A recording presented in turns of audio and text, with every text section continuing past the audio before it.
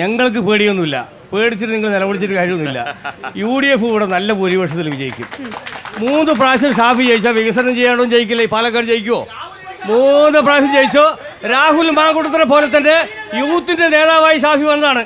അന്ന് ഇതൊക്കെ പറഞ്ഞ ആൾക്കാർ ഇപ്പൊ രാഹുൽ മാങ്കൂട്ടം ജയിക്കണം നിങ്ങൾ കാണാം. നമുക്ക് കാണാൻ 23 തീയതി. ഒന്ന് പറയാണ്, പാലക്കാട് മെഡിക്കൽ കോളേജ്, പാലക്കാട് എത്ര മുഖ്യമന്ത്രി ഉണ്ടായി?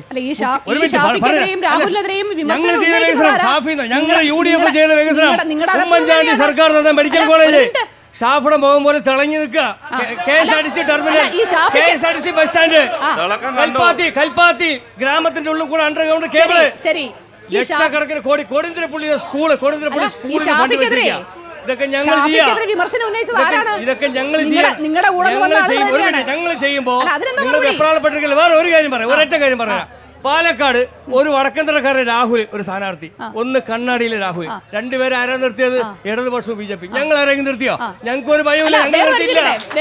ഒരു മിനിറ്റ് ഞങ്ങൾ പറയട്ടെ, ഞങ്ങൾ സ്ഥാനാർത്ഥി. അതുകൊണ്ട് ഞങ്ങൾക്ക് ഒരു ഭയവുമില്ല. സുഖമായി പ്രായരി പറഞ്ഞ ഞങ്ങളുടെ ചങ്ക് സ്ഥലമാണ്. ഇവിടെ നല്ല ഭൂരിപക്ഷം ഞങ്ങൾക്ക് വോട്ട് കിട്ടും. ഒരു സംശയമില്ല.